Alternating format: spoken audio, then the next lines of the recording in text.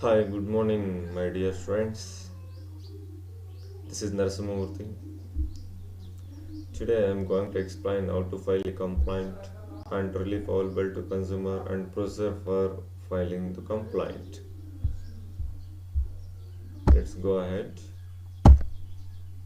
So, how to file a complaint? Procedures for filing complaint and seeking redress are simple and easy, simple and speedy.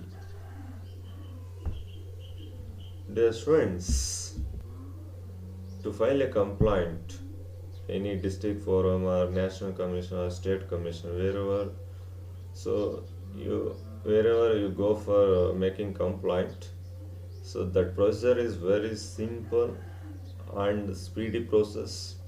So after making complaint, after you made complaint, so you can expect the solution very soon, very speedy. ಅಂದರೆ ನೀವು ಒಂದ್ಸಲಿ ಕಂಪ್ಲೇಂಟನ್ನು ನೀವು district ಫೋರಮಲ್ಲಾದರೂ ಮಾಡಿ ಅಥವಾ state ಕಮಿಷನಲ್ಲಾದರೂ ಮಾಡಿ ಇಲ್ಲ national ಕಮಿಷನಲ್ಲಾದರೂ complaint ಮಾಡಿ ಒಂದ್ಸಲಿ ನೀವು ಕಂಪ್ಲೇಂಟ್ ಮಾಡಿದ್ದೀರಂದರೆ ಆ ಕಂಪ್ಲೇಂಟ್ ಮಾಡೋ ಪ್ರೊಸೀಜರು ಕೂಡ ತುಂಬ ಸಿಂಪಲ್ಲು. ಮತ್ತು ಕಂಪ್ಲೇಂಟ್ ಮಾಡಿದ್ಮೇಲೆ ನೀವೇನು ರಿಸಲ್ಟ್ ಎಕ್ಸ್ಪೆಕ್ಟ್ ಮಾಡ್ತಿರೋ ಅದು ತುಂಬಾ ಏನು ಆರ್ಡ್ರ್ ಎಕ್ಸ್ಪೆಕ್ಟ್ ಮಾಡ್ತಿರೋ ತುಂಬ ಫಾಸ್ಟಾಗಿ ಸ್ಪೀಡಿಯಾಗಿ ಆಗುತ್ತೆ. And there is no fees for filing a complaint before district forum or state commission or national commission. ನೀವು ಡಿಸ್ಟಿಕ್ ಫೋರಮಲ್ಲಾಗಿರಲಿ ಇಲ್ಲ ಸ್ಟೇಟ್ ಕಮಿಷನ್ ಆಗಿರಲಿ ಇಲ್ಲ ನ್ಯಾಷನಲ್ ಕಮಿಷನಲ್ಲಾಗಿರಲಿ ನೀವು ಕಂಪ್ಲೇಂಟನ್ನು ಫೈಲ್ ಮಾಡಬೇಕಾದ್ರೆ ಅದಕ್ಕೆ ಫೀಸ್ ಅನ್ನೋದು ಏನೂ ಇಲ್ಲ. ವಿತ್ ಫ್ರೀ ಆಫ್ ಕಾಸ್ಟ್ಗೆ there is no fees. You can make a complaint at free of cost before district forum, state commission or national commission. So here, who can make complaint? So here, consumer or aggrieved party. So you can file a complaint before district forum or state commission or national commission. But so if complainant is in he may be in illness, so there is no need to so so here complainant may get illness, so at that time he is unable to file a complaint against aggrieved party before these commissions. So at that time, so here so he may appoint, complainant may appoint his authorized agent. Authorized agent means uh, authorized agent is given powers to act as or to act on behalf of complainant, isn't it? ಅಂದರೆ ಇವಾಗ complaint ಯಾವಾಗಲೂ ಹೆಲ್ತಿಯಾಗಿರ್ಬೇಕಂತ ಏನಿಲ್ಲ, ಕಾಯಿಲೆ ಬೀಳ್ಬೋದು. For example ಕಾಯಿಲೆ ಬಿದ್ದಾಗ complaint so ಕಂಪ್ಲೇಂಟನ್ನು file ಮಾಡೋಕ್ಕೆ ಆಗದೆ ಹೋಗ್ಬೋದು. District forum state commission national ಕಮಿಷನಲ್ಲಿ ಕಂಪ್ಲೇಂಟನ್ನು ಫೈಲ್ ಮಾಡೋಕ್ಕೆ ಇದನ್ನ ಕೈಯಲ್ಲಿ ಆಗದೆ ಇರ್ಬೋದು, ಯಾಕಂದರೆ ಕಾಯಿಲೆ ಬಂದಿರ್ಬೋದು, ಇಲ್ನೆಸ್. ಅಂಥ ಟೈಮಲ್ಲಿ complaint May appoint is authorised agent. So authorised agent ಅಂದರೆ ಈ ಕಂಪ್ಲೇಂಟ್ ಏನಿದಾರೋ ಅವರು ತನ್ನ ಆಥರೈಸ್ಡ್ ಏಜೆಂಟ್ಸ್ಗೆ ಎಲ್ಲ ಪವರ್ಸನ್ನು ಕೊಟ್ಟಿರ್ತಾರೆ.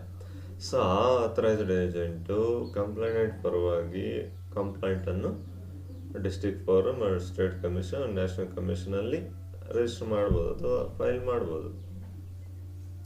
So here so complaint can be sent by post to the appropriate forum or commission. So ಇಲ್ಲಿ ಕಂಪ್ಲೇಂಟ್ ಏನಿದೆಯೋ ಅದನ್ನು ಯಾವ ಥರ ಸಬ್ಮಿಟ್ ಮಾಡೋದು before district forum state commission national commission ಯಾವ ಥರ ಸಬ್ಮಿಟ್ ಮಾಡೋದು ಅಂದರೆ by way of post, by Indian post speed post ಆಗಿರ್ಬೋದು. ಈ ಥರ by through post they can submit A complaint before district forum or state commission or national commission, isn't it? Very clear? Okay, so then A complaint should contain the following information. ನಾವೇನು ಕಂಪ್ಲೇಂಟನ್ನು file ಮಾಡ್ತೀವೋ before state or district or national commission, so ಆ ಕಂಪ್ಲೇಂಟಲ್ಲಿ ಏನೆಲ್ಲ ಇನ್ಫಾರ್ಮೇಷನ್ನು include ಆಗಿರಬೇಕಾಗುತ್ತೆ. What are the information the complaint should include? So here it is like this, the details like here. So the name, description and address of the complaint. ಅಂದರೆ first ಕಂಪ್ಲೇಂಟಲ್ಲಿ ಏನು details ಇರಬೇಕಂದ್ರೆ, first one, a person who made complaint, his name, his description, his address should be there in complaint. ಅಂದರೆ ಯಾವ ವ್ಯಕ್ತಿ complaint ಮಾಡ್ತಾನೋ opposite party ವಿರುದ್ಧ, so ಆ ಕಂಪ್ಲೈನೆಂಟ್ ನೇಮ್ ಏನು, ಡಿಸ್ಕ್ರಿಪ್ಷನ್, ಆತನ ಡೀಟೇಲ್ಸ್ ಏನು, ಅಂದರೆ ಆತನ ಏನು ಪ್ರೊಫೆಸರ್, ಇಲ್ಲ ಅಂದರೆ ಏನು ವರ್ಕ್ ಮಾಡ್ತಾನೆ, ಇಲ್ಲ ಅಡ್ವೊಕೇಟ್, ಇಲ್ಲ ಅಂದರೆ ಚಾರ್ಟರ್ಡ್ ಅಕೌಂಟೆಂಟ್, ಇಲ್ಲ ಅಂದರೆ ಎಂಪ್ಲಾಯಿನ ಯಾವುದೋ ಒಂದು ಕಂಪ್ನಿಯಲ್ಲಿ, ಇಲ್ಲ ಅಂದರೆ ಕಾಮನ್ ಪಬ್ಲಿಕ್ಕ. ಸೊ ಏನಂತ ಡಿಸ್ಕ್ರಿಪ್ಷನ್ ಇರಬೇಕು ಕಂಪ್ಲೈನೆಂಟ್ ಬಗ್ಗೆ. ಮತ್ತು ಅಡ್ರೆಸ್ ಆಫ್ ದ ಕಂಪ್ಲೈನೆಂಟ್.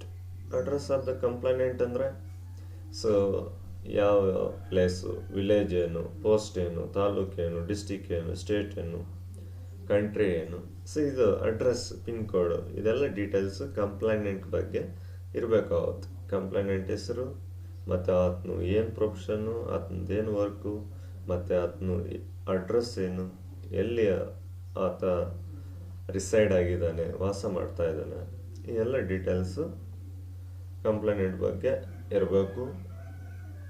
ಮತ್ತು B, the name, description and address of the opposite party or parties as the case may be, as far as they can be ascertained. ಮತ್ತು ಕಂಪ್ಲೈನೆಂಟಲ್ಲಿ ಕಂಪ್ಲೈನೆಂಟ್ ಬಗ್ಗೆನೇ ಅಲ್ಲ, opposite party ಬಗ್ಗೆನೂ.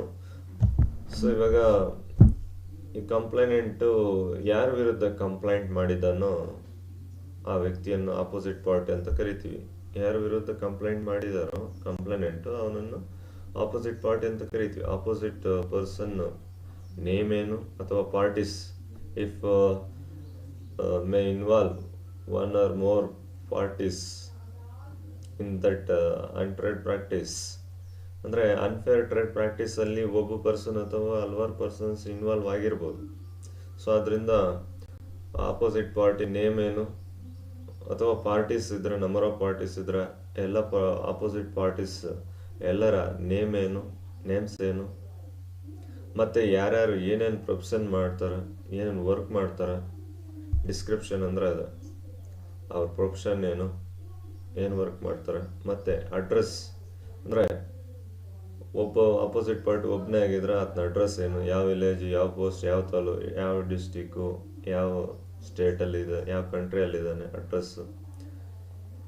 ಇಲ್ಲಿ opposite parties ಜಾಸ್ತಿ ಇದ್ದರೆ, opposite party ಒಬ್ಬನಿದ್ರೆ okay, ಇಬ್ಬರು ಅಥವಾ more ಇದ್ದರೆ, ಸೊ ಅವಾಗ ಅವರೆಲ್ಲ ಅಡ್ರೆಸ್ ಏನು, ಯಾವ ವಿಲೇಜು, ಯಾವ ಪೋಸ್ಟು, ಯಾವ ತಾಲೂಕು, ಯಾವ ಡಿಸ್ಟಿಕ್, ಯಾವ ಸ್ಟೇಟು, ಇದೆಲ್ಲ ಡೀಟೇಲ್ಸು ಇರಬೇಕಾಗುತ್ತೆ ಕಂಪ್ಲೈಂಟಲ್ಲಿ.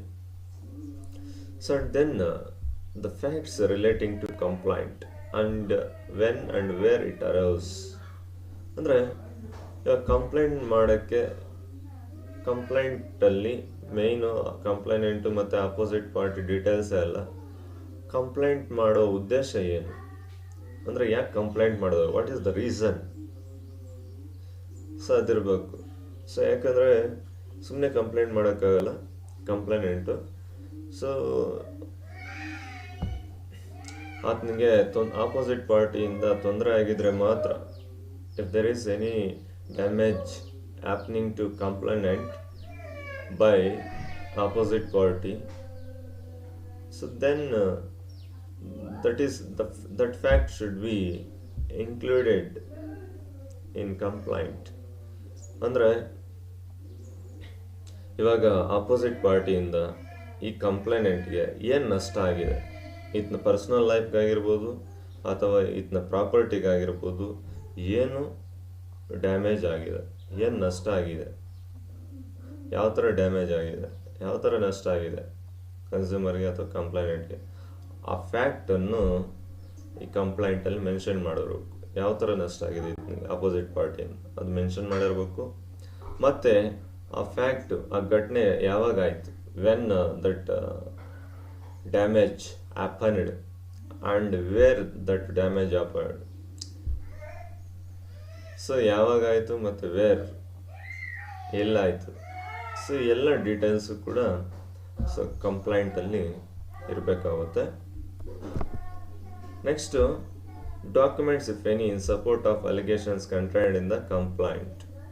ಅಂದರೆ ಕಂಪ್ಲೇಂಟ್ ಮಾಡಿದಾನಲ್ಲ, ಆ ಘಟನೆಗೆ ಸಂಬಂಧಪಟ್ಟಂತೆ ಏನಾದರೂ ಸಪೋರ್ಟಿವ್ ಡಾಕ್ಯುಮೆಂಟ್ಸ್ ಇದ್ರೆ ಅವನ್ನು ಕೂಡ ಕಂಪ್ಲೇಂಟಲ್ಲಿ ಮೆನ್ಷನ್ ಮಾಡಬೇಕು. They should mention the documents which are supportive in relation to that allegation mentioned in the complaint. ಕಂಪ್ಲೇಂಟಲ್ಲಿ ಏನು ಅಲಿಗೇಷನ್ ಮಾಡಿದಾರೋ ಅದಕ್ಕೆ ಸಪೋರ್ಟಿವ್ ಡಾಕ್ಯುಮೆಂಟ್ಸ್ ಇದ್ದರೆ ಆ ಡಾಕ್ಯುಮೆಂಟ್ ನೇಮನ್ನು ಕೂಡ ಅಥವಾ ನೇಮನ್ನು ಕಂಪ್ಲೇಂಟಲ್ಲಿ ಮೆನ್ಷನ್ ಮಾಡಿ ಅದಕ್ಕೆ ಅಕ್ನಾಲೇಜ್ಮೆಂಟ್ ಇದು ಎನ್ಕ್ಲೋಸ್ ಮಾಡಿರ್ಬೇಕು ಡಾಕ್ಯುಮೆಂಟ್ಸನ್ನು. And then the relief which the complaint is seeking. ಅಂದರೆ ಈ ಕಂಪ್ಲೇಂಟ್ ಇದೆ ಅಲ್ಲ, ಅಲಿಗೇಷನ್ ಆರೋಪ ಇದೆ ಅಲ್ಲ, ಸೊ ಇದಕ್ಕೆ ಎಂಥ ರಿಲೀಫ್ ಸಿಗ್ಬೋದು, ಏನು ರಿಲೀಫ್ ಎಕ್ಸ್ಪೆಕ್ಟ್ ಮಾಡ್ತಾ ಇದ್ದಾರೆ, ಏನು ಪರಿಹಾರ ಎಕ್ಸ್ಪೆಕ್ಟ್ ಮಾಡ್ತಾ ಇದ್ದಾರೆ ಆ ಕಂಪ್ಲೇಂಟಲ್ಲಿ ಮೆನ್ಷನ್ ಮಾಡಿರ್ಬೇಕು. ಈತನಿಗೆ ಎಷ್ಟು ನಷ್ಟ ಆಗಿದೆ ಮತ್ತು ಈತನು ಆ ನಷ್ಟಕ್ಕಾಗಿರೋದಕ್ಕೆ ಎಷ್ಟು ಪರಿಹಾರ ಕೇಳ್ತಾ ಇದ್ದಾನೆ ಅನ್ನೋ ಡೀಟೇಲ್ಸು ಕೂಡ ಕಂಪ್ಲೇಂಟಲ್ಲಿ ಇರಬೇಕು. Next the complaint should be signed by the complainant or his authorised agent. ಈ ಕಂಪ್ಲೇಂಟ್ ಏನಿದೆಯೋ ಸೊ ಕಂಪ್ಲೇಂಟ್ಗೆ ಕಂಪ್ಲೇನೆಂಟ್ ಸಿಗ್ನೇಚರ್ ಮಾಡಿರಬೇಕಾಗುತ್ತೆ. ಅಥವಾ ಕಂಪ್ಲೇನೆಂಟ್ ಏನಾದರೂ ಇಲ್ನೆಸ್ ಇದ್ದರೆ ಆವಾಗ ಆತನು ಆಥರೈಸ್ಡ್ ಏಜೆಂಟು ಯಾರಾಗಿರ್ತಾರೋ ಆತನ ಸಿಗ್ನೇಚರ್ ಆದರೂ ಇರಬೇಕು. ಕಂಪ್ಲೇನೆಂಟ್ ಸಿಗ್ನೇಚರ್ ಇರಬೇಕು. ಸಪೋಸ್ ಆತನ ಅವೈಲಬಿಲಿಟಿ ಇಲ್ಲ ಅಂದರೆ due to some reasons complainant authorised agent ಯಾರಿದ್ದಾರೋ ಆತನ ಸಿಗ್ನೇಚರು ಕಂಪಲ್ಸರಿಯಾಗಿ ಆ ಕಂಪ್ಲೇಂಟಲ್ಲಿ ಇರಬೇಕಾಗುತ್ತೆ. Next relief available to the consumers. ಅಂದರೆ ಕನ್ಸ್ಯೂಮರ್ಸ್ಗೆ ಪರಿಹಾರ ಯಾವ ಥರ ಸಿಗುತ್ತೆ, ಇವಾಗ ಕನ್ಸ್ಯೂಮರ್ಗೆ ಆಗಿರೋ ನಷ್ಟಕ್ಕೆ ಆ ನಷ್ಟ ಪರಿಹಾರ ಯಾವ ಥರ ಸಿಗ್ಬೋದು ಅಂತ.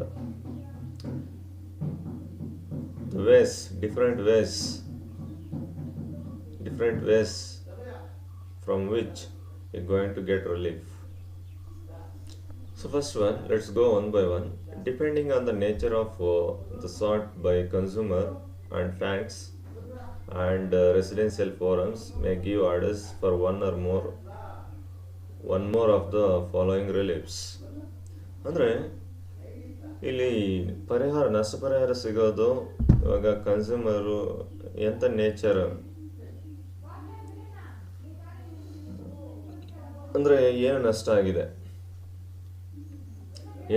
ಆಗಿದೆಯೋ ಅದಕ್ಕೆ ನಷ್ಟಕ್ಕೆ ಈಕ್ವಲ್ ಆಗಿರ್ತಕ್ಕಂತಹ ಪರಿಹಾರ ಕೊಡೋಕ್ಕೆ ಸೊ ಇಲ್ಲಿ ಡಿಸ್ಟ್ರಿಕ್ಟ್ ಫೋರಮ್ ಆಗಿರ್ಬೋದು, ಸ್ಟೇಟ್ ಕಮಿಷನ್ ಆಗಿರ್ಬೋದು, ನ್ಯಾಷನಲ್ ಕಮಿಷನ್ ಆಗಿರ್ಬೋದು, ಸೊ ಆರ್ಡರನ್ನು ಪಾಸ್ ಮಾಡುತ್ತೆ. ಸೊ ಇದನಿಗೆ ಇಷ್ಟು ಕನ್ಸ್ಯೂಮರ್ಗೆ ಇಷ್ಟು ನಷ್ಟ ಆಗಿದೆ, ಆ ನಷ್ಟಕ್ಕೆ ಈಕ್ವಲ್ ಆಗಿ ಪರಿಹಾರ ಕೊಡೋಕ್ಕೋಸ್ಕರ ಅವರು ಒಂದು ಆರ್ಡ್ರನ್ನು ಪಾಸ್ ಮಾಡ್ತಾರೆ. ಸೊ ಅದು ಎಂಥ ಆರ್ಡರ್ಸ್ ಪಾಸ್ ಮಾಡ್ಬೋದು ಅಂದರೆ ಯಾವ ಥರ ಪರಿಹಾರ ನೀಡ್ಬೋದು ಅಂದ್ರೆ, first one removal of defects.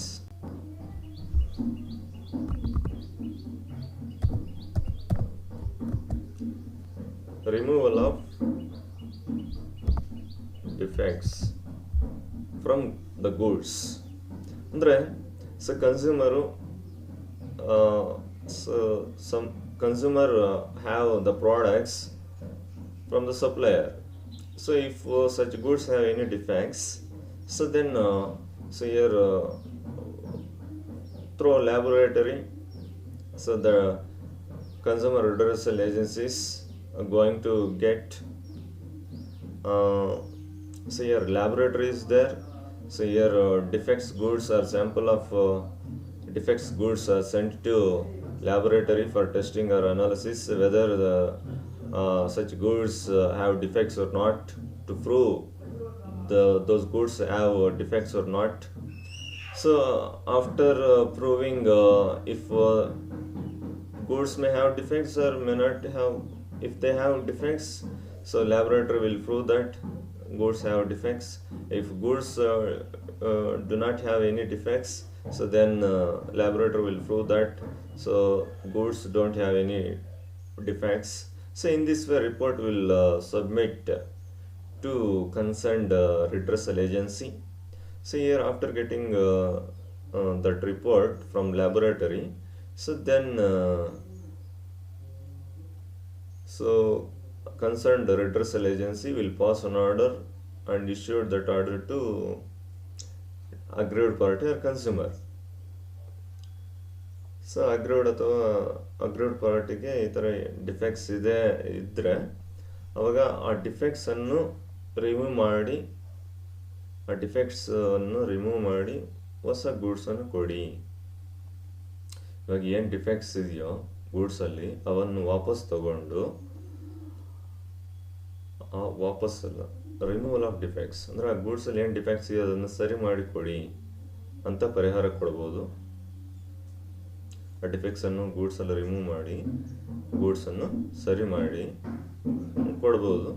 ಅಥವಾ ರಿಪ್ಲೇಸ್ಮೆಂಟ್ ಆಫ್ ದ ಗೂಡ್ಸ್. ಇವಾಗ if the goods have more defects or complete have entire defect, so then so here concerned redressal agency will give an order for replacement of goods. ಅಂದರೆ ಇವಾಗ goods ತುಂಬ use ಮಾಡೋಕ್ಕೆ ಆಗ್ತಿಲ್ಲ ಅಂದರೆ, ಏನು ಉಪಯೋಗ ಇಲ್ಲ ಅಂದರೆ ಅವಾಗ ಅಂಥ ಗೂಡ್ಸನ್ನು ವಾಪಸ್ ತಗೊಂಡು ಮತ್ತು ಹೊಸ ಗೂಡ್ಸನ್ನು ಕೊಡ್ಬೋದು. ಇದನ್ನು ರಿಪ್ಲೇಸ್ಮೆಂಟ್ ಆಫ್ ಗೂಡ್ಸ್ ಅಂತ ಕರಿತೀವಿ. ಇವಾಗ ಗೂಡ್ಸ್ ಯೂಸ್ ಮಾಡೋಕ್ಕೆ ಅವೈಲಬಿಲಿಟಿ ಇಲ್ಲ ಅಂದರೆ, ತುಂಬ ಯೂಸ್ ಮಾಡೋಕ್ಕೆ ಆಗ್ತಿಲ್ಲ ಅಂದರೆ ಅಂಥ ಗೂಡ್ಸನ್ನು ವಾಪಸ್ ತಗೊಂಡು ಹೊಸ ಗೂಡ್ಸನ್ನು ಕೊಡ್ಬೋದು. ಇದನ್ನು ರಿಪ್ಲೇಸ್ಮೆಂಟ್ ಆಫ್ ಗೂಡ್ಸ್ ಅಂತ ಕರಿತೀವಿ. ಅಥವಾ refund of the price paid.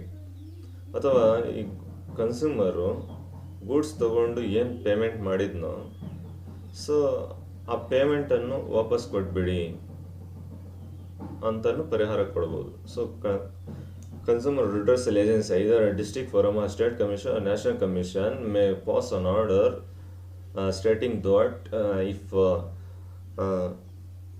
give relief in the form of refund of the price paid.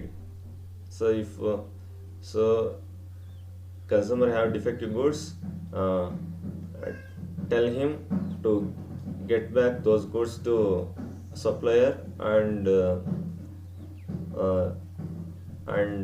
communicating opposite party, so repay the price paid by consumer. ಅಂದರೆ ಈ ಕನ್ಸ್ಯೂಮರ್ ಏನು ಪ್ರೈಸ್ ಪೇ ಮಾಡಿದಾನೋ ಆ ಪ್ರೈಸನ್ನು ವಾಪಸ್ ತೊಗೊತಾನೆ, ಆ ಅಮೌಂಟನ್ನು ವಾಪಸ್ ತೊಗೊತಾನೆ. ಯಾರಿಂದ? ಸಪ್ಲೈಯರಿಂದ ವಾಪಸ್ ತೊಗೊಂಡು ಈತನ ಹತ್ರ ಇರೋ ಡಿಫೆಕ್ಟಿವ್ ಗೂಡ್ಸನ್ನು ವಾಪಸ್ ಮಾಡ್ತಾನೆ. ಕನ್ಸ್ಯೂಮರು ಡಿಫೆಕ್ಟ್ ಗೂಡ್ಸನ್ನು ಸಪ್ಲೈಯರ್ಗೆ ವಾಪಸ್ ಮಾಡಿ ಎಷ್ಟು ಅಮೌಂಟ್ ಪ್ರೈಸ್ ಪೇ ಮಾಡಿದ್ನೋ ಅಷ್ಟು ಅಮೌಂಟನ್ನು ವಾಪಸ್ ಪಡ್ಕೊತಾರೆ. ವಾಪಸ್ ಪಡ್ಕೊಳ್ಳೋಕ್ಕೆ so concerned redressal agency order ಮಾಡುತ್ತೆ. ಈ ಥರ ರಿಲೀಫನ್ನು ಕೊಡುತ್ತೆ. Next award of the compensation for the loss or injury suffered. ಅಂದರೆ ಕಸ್ಟಮರ್ ಲೈಫ್ಗೆ ಆಗಿರ್ಬೋದು, whether so that injury may happen to the life of consumer or his property. So then so here concerned redressal agency may pass an order stating that provide compensation to consumer to the extent of loss or injury happened. ಅಂದರೆ ಇವಾಗ ಕನ್ಸ್ಯೂಮರ್ಗೆ ಏನು ನಷ್ಟ ಆಗಿದೆ life ಅಥವಾ ಪ್ರಾಪರ್ಟಿಗೆ ಅದಕ್ಕೆ equal ಆಗಿ ಕಾಂಪನ್ಸೇಷನನ್ನು ಕೊಡಿ ಅಂತ ಸೊ ಕನ್ಸರ್ನ್ ರಿಡ್ರೆಸಲ್ ಏಜೆನ್ಸಿ ಆರ್ಡ್ರನ್ನು ಪಾಸ್ ಮಾಡ್ಬೋದು. ಈ ಥರ ರಿಲೀಫ್ಸನ್ನು ಕೊಡ್ತಾರೆ. ಸೊ ಇವಾಗ district forum, state commission, national commission ಏನಿದೆಯೋ ಕನ್ಸ್ಯೂಮರ್ಗಾಗಿರೋ ನಷ್ಟಕ್ಕೆ ಪರಿಹಾರಗಳು ಯಾವ ಥರ ಕೊಡ್ಬೋದು ಅಂದರೆ ಈ ಥರ ಕೊಡ್ಬೋದು. ಅಂದರೆ ಇವಾಗ ಕನ್ಸ್ಯೂಮರ್ ಹತ್ರ ಡಿಫೆಕ್ಟ್ ಗೂಡ್ಸ್ ಇದೆ ಅಂದರೆ ಆ ಡಿಫೆಕ್ಟ್ಸನ್ನು ರಿಮೂವ್ ಮಾಡಿ ಸರಿ ಮಾಡಿಕೊಡಿ ಅಂತ ಆರ್ಡರ್ ಪಾಸ್ ಮಾಡ್ಬೋದು. ಇಲ್ಲ ಅಂದರೆ ಆ ಗೂಡ್ಸ್ ಏನಾದರೂ ಯೂಸ್ ಮಾಡೋಕ್ಕೆ ಆಗ್ತಿಲ್ಲ ಅಂದರೆ ಅಂಥ ಗೂಡ್ಸ್ ಆಗಿದ್ರೆ ಆ ಗೂಡ್ಸನ್ನು ವಾಪಸ್ ತಗೊಂಡು ಒಳ್ಳೆ ಗೂಡ್ಸನ್ನು ಕೊಡಿ ಅಂತ ಹೇಳ್ಬೋದು. ಅದನ್ನು ರಿಪ್ಲೇಸ್ಮೆಂಟ್ ಆಫ್ ಗೂಡ್ಸ್ ಅಂತ ಕರಿತೀವಿ. ಅಥವಾ ಆ ಗೂಡ್ಸು ಯೂಸ್ ಮಾಡೋಕ್ಕಾಗಲಿಲ್ಲ ಅಂದ್ರೆ ಅಂಥ ಗೂಡ್ಸನ್ನು ವಾಪಸ್ ಕೊಟ್ಬಿಟ್ಟು, ಅಂದರೆ ಸಪ್ಲೈಯರ್ಸ್ಗೆ ವಾಪಸ್ ಮಾಡಿ, ಸಪ್ಲೈಯರ್ಸು ಕನ್ಸ್ಯೂಮರ್ ಹತ್ರ ಇರೋ ಡಿಫೆಕ್ಟ್ ಗೂಡ್ಸನ್ನು ವಾಪಸ್ ತಗೊಳ್ಳಿ ಅಂತ ಆಪೋಸಿಟ್ ಪಾರ್ಟಿ ಅಥವಾ ಸಪ್ಲೈಯರ್ಗೆ ಹೇಳ್ಬೋದು. ಮತ್ತು ಗೂಡ್ಸನ್ನು ವಾಪಸ್ ತೊಗೊಂಡು ಅದರ ಅಮೌಂಟ್ ಏನು ಪೇ ಮಾಡಿದ್ನೋ ಕನ್ಸ್ಯೂಮರು, ಆ ಅಮೌಂಟನ್ನು ಕನ್ಸ್ಯೂಮರ್ ವಾಪಸ್ ಮಾಡಿ ಅಂತ ಹೇಳ್ಬೋದು. ಅದನ್ನು ರೀಫಂಡ್ ಆಫ್ ಪ್ರೈಸ್ ಪೇಯ್ಡ್ ಅಂತ ಈ ಥರ ರಿಲೀಫ್ ಕೊಡ್ಬೋದು. ಅಥವಾ ಕನ್ಸ್ಯೂಮರ್ ಲೈಫ್ ಅಥವಾ ಪ್ರಾಪರ್ಟಿಗೆ ಏನಾದ್ರು ನಷ್ಟ ಆಗಿದ್ರೆ ಆ ನಷ್ಟಕ್ಕೆ ಎಷ್ಟು ನಷ್ಟ ಪರಿಹಾರ ಕೊಡಬೇಕು ಅಷ್ಟು ಕಾಂಪನ್ಸೇಷನನ್ನು ಕೊಡಿ ಅಂತ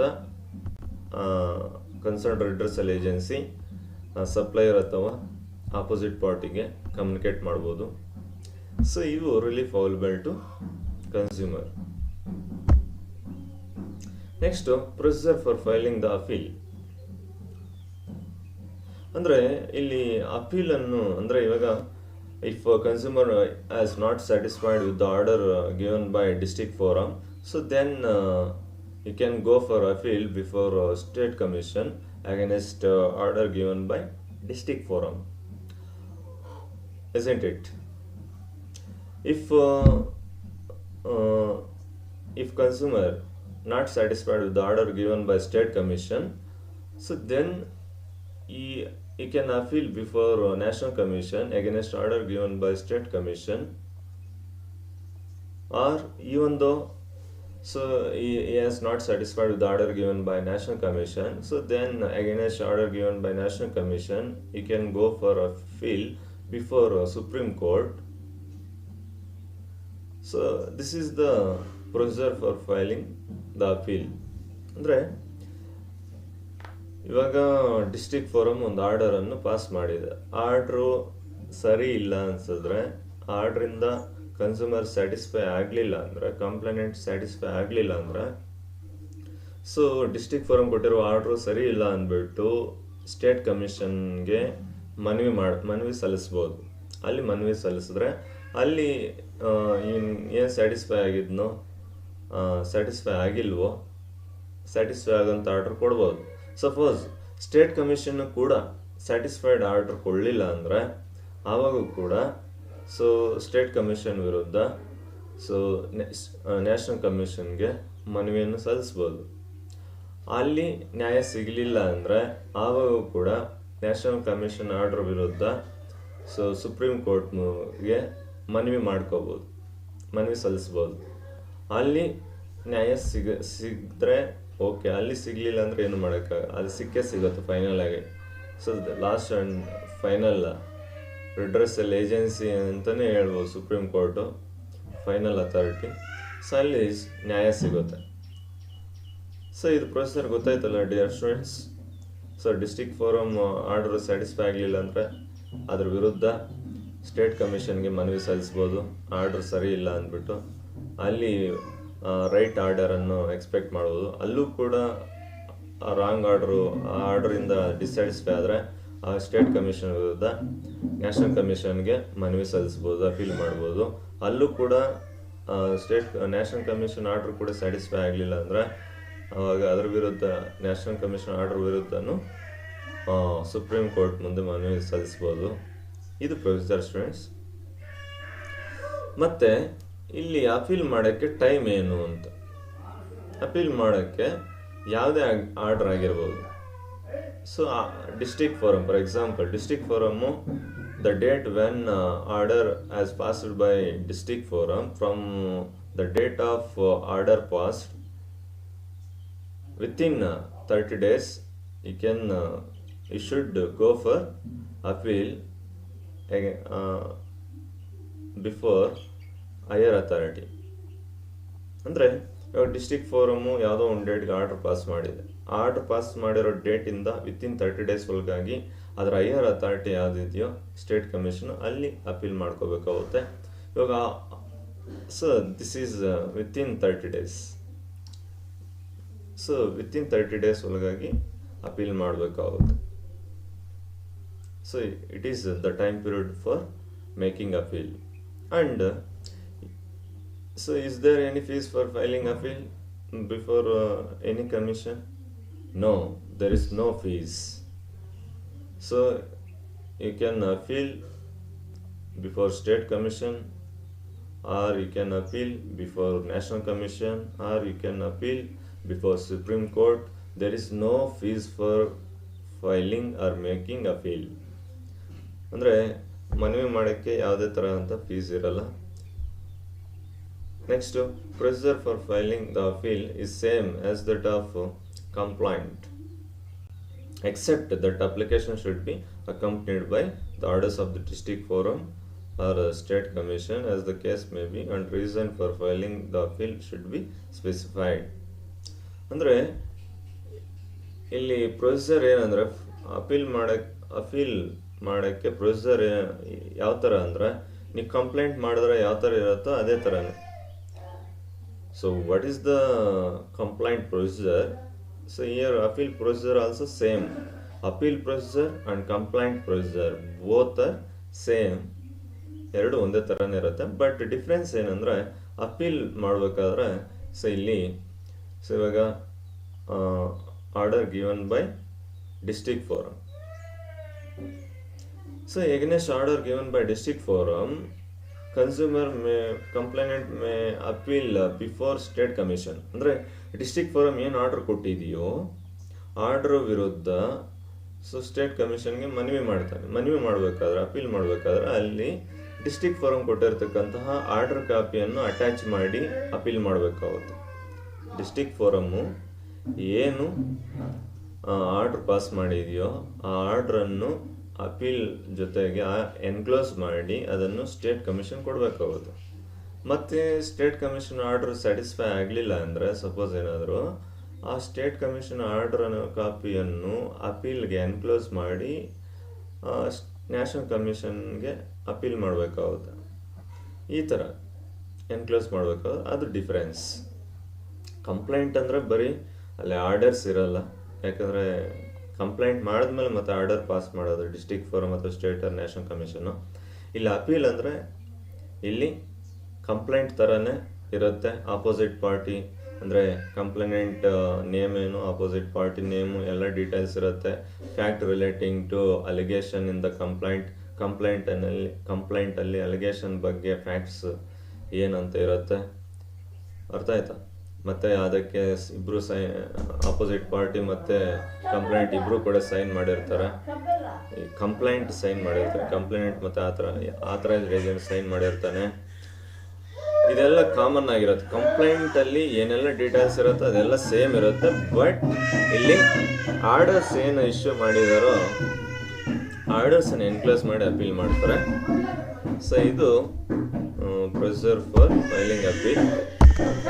So revision how to in this class we have discussed about how to file a complaint, relief available to the consumer, and procedure for filing the appeal. ಅಂದರೆ ಕಂಪ್ಲೇಂಟನ್ನು ಯಾವ ಥರ ಫೈಲ್ ಮಾಡಬೇಕು, ಸೊ ಇಲ್ಲಿ ಏನು ಪರಿಹಾರಗಳು ಸಿಗುತ್ತೆ ಕನ್ಸ್ಯೂಮರ್ಗೆ, ಮತ್ತು ಅಪೀಲ್ ಮಾಡಬೇಕಾದ್ರೆ ಏನು ಪ್ರೊಸೀಜರು, ಎಲ್ಲ ಡೀಟೇಲ್ಸನ್ನು ಈ ಕ್ಲಾಸಲ್ಲಿ ತಿಳ್ಕೊಂಡಿದ್ವಿ. ಡಿಯರ್ ಸ್ಟೂಡೆಂಟ್ಸ್, ಸೊ ಅರ್ಥ ಆಗೋವ್ರಿಗೆ ವಿಡಿಯೋಸ್ ನೋಡಿ ಮತ್ತು ಸ್ಟಡಿ ಮೆಟೀರಿಯಲನ್ನು ರೆಫರ್ ಮಾಡಿ. ಸೊ ಚೆನ್ನಾಗಿ ಪ್ರಿಪೇರ್ ಆಗಿ ಎಕ್ಸಾಮ್ಗೆ. ಥ್ಯಾಂಕ್ ಯು ನೋಡೋಣ.